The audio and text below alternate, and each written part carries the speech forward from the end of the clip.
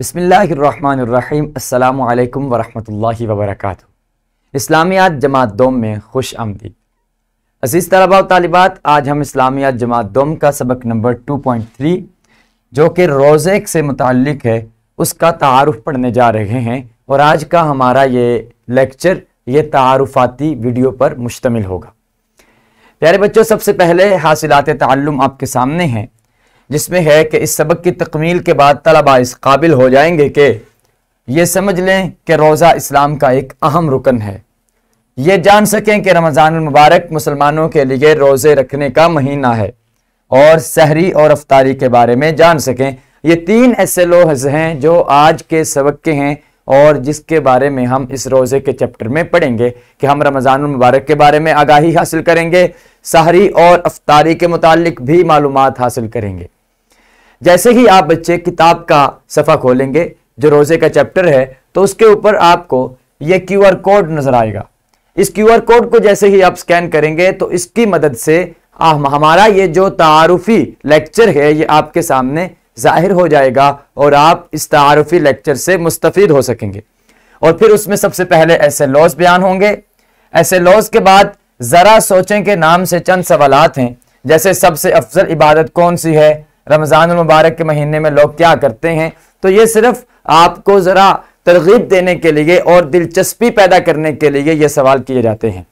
इसी तरह बॉक्स बनाया जाता है कि आप जानते हैं के नाम से, जिसमें चंद मालूमात उसी चैप्टर के मुतालिक दी जाती है। जैसे ये रोज़े का चैप्टर है तो इसमें हमने रोज़े के अरबी में रोज़े को क्या कहते हैं और उसका मतलब क्या है और उसका माना और मफहूम क्या है, उसके मुतालिक आप बच्चों को आगाही दी गई है। इसी तरह से ये नीचे एक और QR कोड है। जैसे ही आप इस QR कोड को स्कैन करेंगे तो इस सबक का लेक्चर नंबर 1 शुरू हो जाएगा। इस QR कोड से पहले इस QR कोड को स्कैन करने से लेक्चर नंबर 0 स्टार्ट होगा जो कि तारुफी लेक्चर होगा, और इस QR कोड को दूसरे QR कोड को स्कैन करने से हमारा पहला लेक्चर शुरू हो जाएगा जो कि इस सबक के पहले हिस्से पर मुश्तमिल होगा। जी तो प्यारे बच्चों, जैसे ही फिर हम अगले सफ़े पे जाएंगे ये हमारा दूसरे लेक्चर का हिस्सा होगा और इसी को हम दोबारा से उसी QR कोड में इसे भी बयान करेंगे और इसकी भी तफहीम वगैरह की जाएगी। आप देख सकते हैं कि सबक के इख्तिताम पर अल्फाज और मानी दिए जाते हैं।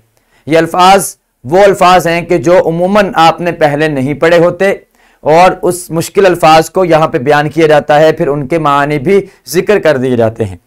ज़हनी आजमाइश के उन्वान से मश्क यानी एक्सरसाइज दी जाती है, जिसमें सबसे पहले पढ़ना, सुनना और बोलना के सवालात होते हैं।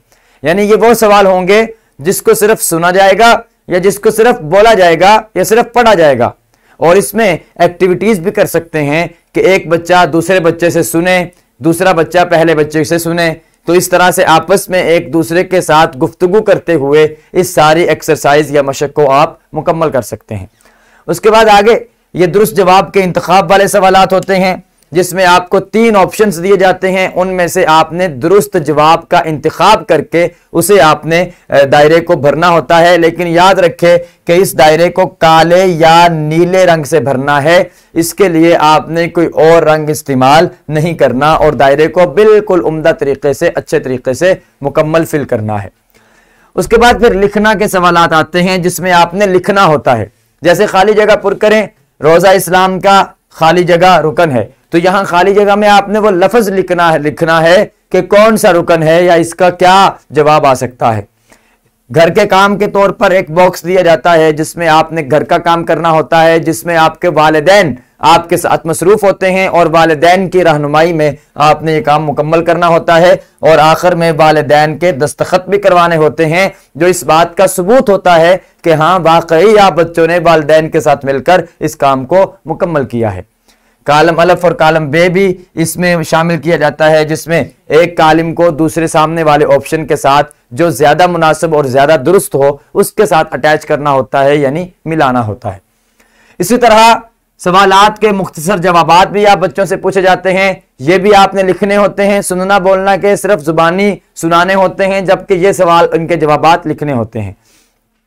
सरगर्मियां आप बच्चों के लिए इसमें शामिल की जाती हैं, जो आपने कमरा जमात में अपने साथी किराम की मदद से अपने दीगर हम जमात साथियों के साथ मिलकर मुकम्मल करनी होती हैं।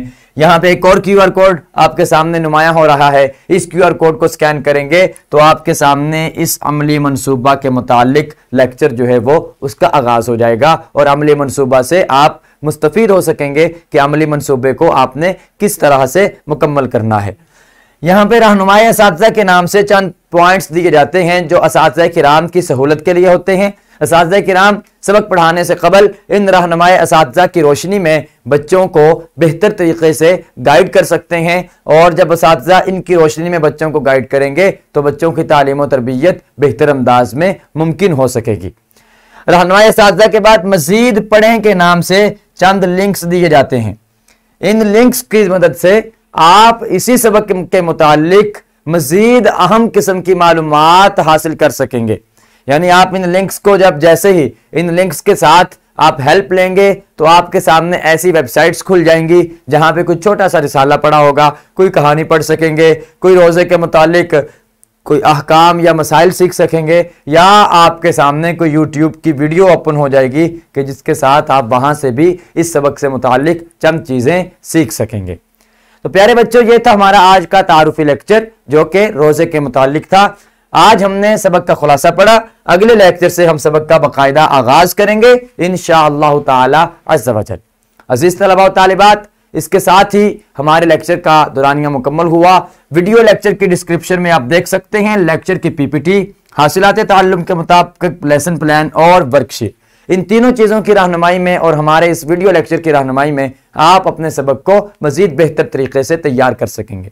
इसके साथ ही मुझे इजाज़त दीजिए, कल इंशाअल्लाह रोज़े के पहले लेक्चर के साथ आपकी खिदमत में हाजिर होंगे। अल्लाह करीम हम सब का हामी और नासिर हो। अस्सलामु अलैकुम व रहमतुल्लाहि व बरकातुहू।